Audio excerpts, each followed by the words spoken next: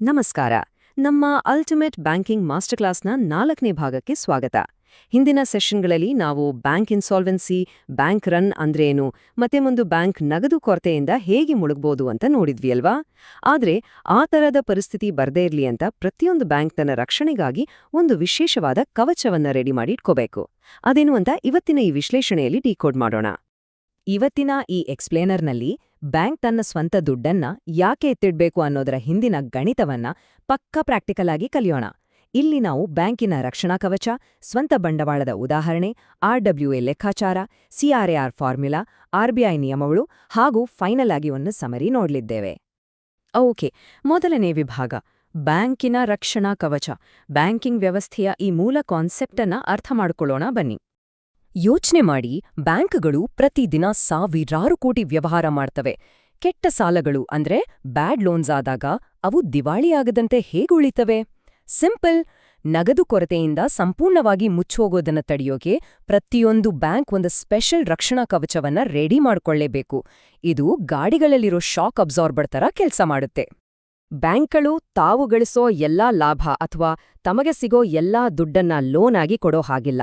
ಬದಲಾಗಿ ಆಕಸ್ಮಿಕ ನಷ್ಟಗಳನ್ನ ತಡೆಕೊಳ್ಳೋಕೆ, ಠೇವಣಿದಾರರನ್ನ ರಕ್ಷಿಸೋಕೆ ಒಂದು ನಿರ್ದಿಷ್ಟ ಭಾಗವನ್ನ ಕಡ್ಡಾಯವಾಗಿ ಎತ್ತಿಡ್ಬೇಕು. ಈ ಬ್ಯಾಕಪ್ ಕ್ಯಾಪಿಟಲ್ ಅನ್ನೇ ನಾವು ಕ್ಯಾಪಿಟಲ್ ಅಡಿಕ್ವಸಿ ಅಥವಾ CARR ಅಂತೆ ಕರೆಯೋದು. ಎರಡನೇ ವಿಭಾಗ ಸ್ವಂತ ಬಂಡವಾಳದ ಉದಾಹರಣೆ. ಈ ಕಾನ್ಸೆಪ್ಟ್ ಇನ್ನೂ ಕ್ಲಿಯರ್ ಆಗಿ ಅರ್ಥ ಆಗ್ಬೇಕು ಅಂದ್ರೆ ಒಂದು ನಾರ್ಮಲ್ ಬಿಸ್ನೆಸ್ ಎಕ್ಸಾಂಪಲ್ ತಗೊಳ್ಳೋಣ. ಸಿಂಪಲ್ ಆಗಿ ಯೋಚನೆ ಮಾಡಿ, ನೀವು ಒಂದು ಬಿಸ್ನೆಸ್ ಸ್ಟಾರ್ಟ್ ಮಾಡ್ತೀರಾ ಅಂದ್ಕೊಳ್ಳಿ. ಅದಕ್ಕೆ ಬೇಕಾಗಿರೋ 100ಕ್ಕೆ 100 ಪಾಲು ದುಡ್ಡನ್ನ ಸಾಲ ತಗೊಂಬಂದು ಇನ್ವೆಸ್ಟ್ ಮಾಡಿದ್ರೆ ಸ್ವಲ್ಪ ಲಾಸ್ ಆದ್ರೂ ನೀವು ಪೂರ್ತಿ ಮುಳುಗೋಗ್ತೀರಾ. ಕರೆಕ್ಟ್? ಅದೇ ನಿಮ್ಮ ಸ್ವಂತ ದುಡ್ಡು ಸ್ವಲ್ಪ ಬಿಸ್ನೆಸ್ಸಲ್ಲಿದ್ರೆ ಆ ಲಾಸನ್ನ ನೀವೇ ತಡ್ಕೊಳ್ಬೋದು. ಸಾಲ ಕೊಟ್ಟೋರಿಗೆ ಯಾವುದೇ ತೊಂದರೆ ಆಗಲ್ಲ. ಬ್ಯಾಂಕಿಂಗ್ ಪ್ರಪಂಚದಲ್ಲೂ ಅಷ್ಟೇ. ಆದ್ರೆ ಇಲ್ಲಿ ಅಚ್ಚರಿಯ ವಿಷಯ ಏನಪ್ಪಾ ಅಂದ್ರೆ, ಬ್ಯಾಂಕ್ ಹತ್ರ ಇರೋ ಇಡೀ ದುಡ್ಡಿನಲ್ಲಿ ಸಿಂಹಪಾಲು ಸಾರ್ವಜನಿಕರ ಡೆಪಾಸಿಟ್ಸ್ ಆಗಿರುತ್ತೆ. ಬ್ಯಾಂಕಿನ ಸ್ವಂತ ಬಂಡವಾಳ ನಿಜಕ್ಕೂ ತುಂಬಾನೇ ಕಡಿಮೆ ಇರುತ್ತೆ. ಹಾಗಾದ್ರೆ ಬ್ಯಾಂಕ್ ಕೊಟ್ಟಿರೋ ಲೋನ್ಗಳು ಏನಾದ್ರೂ ಮುಳುಗಿದ್ರೆ ಆ ನಷ್ಟ ಯಾರಿಗಾಗತ್ತೆ? ಪಬ್ಲಿಕ್ ಡೆಪಾಸಿಟರ್ಸ್ಗೆ ಆಗ್ಬಾರ್ದು ಅಲ್ವಾ? ಅದಕ್ಕಾಗಿಯೇ ಗ್ಲೋಬಲ್ ರೂಲ್ಸ್ ಏನ್ ಹೇಳುತ್ತೆ ಅಂದ್ರೆ, ಬ್ಯಾಂಕ್ ಬೇರೆಯವರಿಗೆ ಲೋನ್ ಕೊಟ್ಟು ರಿಸ್ಕ್ ತಗೋಬೇಕು ಅಂದ್ರೆ ಮೊದಲು ತನ್ನ ಸ್ವಂತ ಜೇಬಿನಿಂದ ಒಂದು ನಿರ್ದಿಷ್ಟ ಅಮೌಂಟನ್ನ ಬ್ಯಾಕಪ್ ಆಗಿಡಬೇಕು. ವಿಭಾಗ 3 ರಿಸ್ಕ್ ವೇಟೆಡ್ ಅಸೆಟ್ಸ್ ಅಂದರೆ RWA. ಕ್ಯಾಪಿಟಲ್ ಅಡೆಕ್ವಸಿಯ ಈ ಮೋಸ್ಟ್ ಇಂಪಾರ್ಟೆಂಟ್ ಗಣಿತ ಹೇಗೆ ಕೆಲಸ ಮಾಡುತ್ತೆ ಅಂತ ನೋಡೋಣ. ಬ್ಯಾಂಕ್ ಕೊಟ್ಟಿರೋ ಎಲ್ಲಾ ಲೋನ್ಗಳೂ ಒಂದೇ ತರ ಇರಲ್ಲ, ಮತ್ತೆ ಎಲ್ಲದರಲ್ಲೂ ಒಂದೇ ಸಮನಾದ ರಿಸ್ಕ್ ಇರಲ್ಲ. ಹಾಗಾಗಿ ಬ್ಯಾಂಕ್ ಪ್ರತಿಯೊಂದು ಲೋನ್ಗೂ ಅದರ ರಿಸ್ಕ್ ಪರ್ಸೆಂಟೇಜ್ ಆಧಾರದ ಮೇಲೆ ಒಂದು ವೇಟ್ ಅಂದ್ರೆ ತೂಕವನ್ನ ಹಾಕ್ಬೇಕಾಗತ್ತೆ. ಈ ಲೆಕ್ಕಾಚಾರ ನಿಜಕ್ಕೂ ಇಂಟ್ರೆಸ್ಟಿಂಗ್ ಆಗಿದೆ ನೋಡಿ. ಬ್ಯಾಂಕ್ ಸರ್ಕಾರಕ್ಕೆ 10 ಲಕ್ಷ ಸಾಲ ಕೊಟ್ರೆ ಅಲ್ಲಿ ರಿಸ್ಕ್ 0% ಇರುತ್ತೆ. ಅದೇ 20 ಲಕ್ಷ ಹೋಮ್ ಲೋನ್ ಕೊಟ್ರೆ ಮನೆ ಅಡಮಾನ ಇರೋದ್ರಿಂದ ರಿಸ್ಕ್ 50%, ಅಂದ್ರೆ 10 ಲಕ್ಷ. ಇನ್ನು 10 ಲಕ್ಷ ಪರ್ಸನಲ್ ಲೋನ್ ಕೊಟ್ರೆ ಯಾವುದೇ ಭದ್ರತೆ ಇಲ್ಲದ ಕಾರಣ ರಿಸ್ಕ್ 100%, ಅಂದ್ರೆ ಪೂರ್ತಿ 10 ಲಕ್ಷ. ಒಟ್ಟಾರೆಯಾಗಿ ಬ್ಯಾಂಕ್ ಕೊಟ್ಟಿರೋ ಒಟ್ಟು ಸಾಲ 40 ಲಕ್ಷ ಆದ್ರೂ ಗಣಿತದ ಪ್ರಕಾರ ಅದರ ನೈಜ ರಿಸ್ಕ್ ವೇಟೆಡ್ ಆಸ್ತಿಗಳು ಕೇವಲ 20 ಲಕ್ಷಕ್ಕೆ ಕುಗ್ಗುತ್ತೆ. ಸೊ ಇಲ್ಲಿನ ಕ್ರೂಷಿಯಲ್ ಪಾಯಿಂಟ್ ಏನಂದ್ರೆ, ಬ್ಯಾಂಕ್ ತನ್ನ ಕ್ಯಾಪಿಟಲ್ ಅನ್ನ ಆ 40 ಲಕ್ಷದ ಒಟ್ಟು ಸಾಲಗಳ ಮೇಲಲ್ಲ, ಬದಲಾಗಿ ಕೇವಲ ಈ ರಿಸ್ಕ್ ಅಡ್ಜಸ್ಟೆಡ್ 20 ಲಕ್ಷದ RWA ಮೇಲೆ ಲೆಕ್ಕ ಹಾಕುತ್ತೆ. ಇದ್ರಿಂದ ಬ್ಯಾಂಕ್ಗಳು ಸುಮ್ನೆ ಜಾಸ್ತಿ ಕ್ಯಾಪಿಟಲ್ ಅನ್ನ ಕೂಡಿಟ್ಕೊಳ್ಳೋದು ತಪ್ಪುತ್ತೆ. ವಿಭಾಗ 4 CRAR ಫಾರ್ಮುಲಾ ಮತ್ತು ಹಂತಗಳು.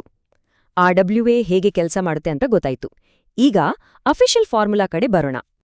ಜಾಗತಿಕವಾಗಿ ಬಳಸೋ ಫಾರ್ಮುಲಾ ತುಂಬಾನೇ ಸಿಂಪಲ್. ಟೈರ್ 1 ಮತ್ತು ಟೈರ್ 2 ಕ್ಯಾಪಿಟಲ್ ಅನ್ನ ಒಟ್ಟುಗೂಡಿಸಿ ಅದನ್ನ ರಿಸ್ಕ್ ವೀಟೆಡ್ ಆಸ್ತಿಗಳಿಂದ ಭಾಗಿಸಿ 100ರಿಂದ ಗುಣಿಸಲಾಗುತ್ತೆ. ಇದು ಬ್ಯಾಂಕಿನ ಕ್ಯಾಪಿಟಲ್ ಅನ್ನ 2 ಭದ್ರತಾ ಲೇಯರ್ಗಳಾಗಿ ಡಿವೈಡ್ ಮಾಡುತ್ತೆ. ಟೈರ್ 1 ಅನ್ನೋದು ಬ್ಯಾಂಕಿನ ಅತ್ಯಂತ ನಂಬಿಕಸ್ಥ, ಶಾಶ್ವತ ಮತ್ತು ಶುದ್ಧವಾದ ದುಡ್ಡು.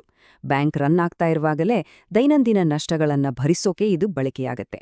ಆದರೆ ಟೈರ್ 2 ಅನ್ನೋದು ಸೆಕೆಂಡರಿ ಡಿಫೆನ್ಸ್ ಇದ್ದ ಹಾಗೆ. ಒಂದು ವೇಳೆ ಬ್ಯಾಂಕ್ ಮುಚ್ಚೋ ಪರಿಸ್ಥಿತಿಗೆ ಬಂದ್ರೆ ಠೇವಣಿದಾರರಿಗೆ ಹಣ ವಾಪಸ್ ಕೊಡೋಕೆ ಇದು ಹೆಲ್ಪ್ ಮಾಡುತ್ತೆ. ಮತ್ತು ಈ ಟೈರ್ 1 ಕೋರ್ ಕ್ಯಾಪಿಟಲ್ ಒಳಗೆ ಏನಿರುತ್ತೆ ಅನ್ನೋದು ಇಂಪಾರ್ಟೆಂಟ್. ಬ್ಯಾಂಕಿನ ಸ್ವಂತ ಇಕ್ವಿಟಿ ಶೇರ್ಗಳು ಮತ್ತು ರಿಸರ್ವ್ ಫಂಡ್ಗಳು. ಕಾಮನ್ ಎಕ್ವಿಟಿ ಟಿಯರ್ 1 ಆದ್ರೆ ಇಕ್ವಿಟಿಯಾಗಿ ಬದಲಾಯಿಸಬಹುದಾದ ಸ್ಪೆಷಲ್ ಪರ್ಪೆಚುವಲ್ ಬಾಂಡ್ಗಳು, ಎಡಿಷನಲ್ ಟಿಯರ್ 1 ಅಂಡರಲ್ಲಿ ಬರುತ್ತೆ. ವಿಭಾಗ 5 ಆರ್‌ಬಿಐ ನಿಯಮಗಳು ಮತ್ತು ದಂಡನೆಗಳು. ಓಕೆ, ಈ ಫಾರ್ಮುಲಾಗಳು ನಮ್ಮ ಇಂಡಿಯಾದಲ್ಲಿ ಕಠಿಣ ರೂಲ್ಸ್ ಆಗಿ ಹೇಗೆ ಬದಲಾಗುತ್ತೆ ಅಂತ ನೋಡೋಣ. ಅಂತಾರಾಷ್ಟ್ರೀಯ ಬಾಸೆಲ್ ನಿಯಮಗಳ ಪ್ರಕಾರ ಜಾಗತಿಕವಾಗಿ ಕನಿಷ್ಠ 8% ಸಿಎಆರ್ಆರ್ ಇರಬೇಕು ಅಂತಿದೆ.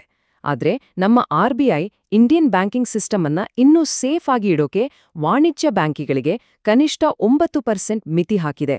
ಸರ್ಕಾರಿ ಬ್ಯಾಂಕುಗಳ ಸುರಕ್ಷತೆಗಾಗಿ ಇದನ್ನ 12%ಗೆ ಏರಿಸಲಾಗಿದೆ.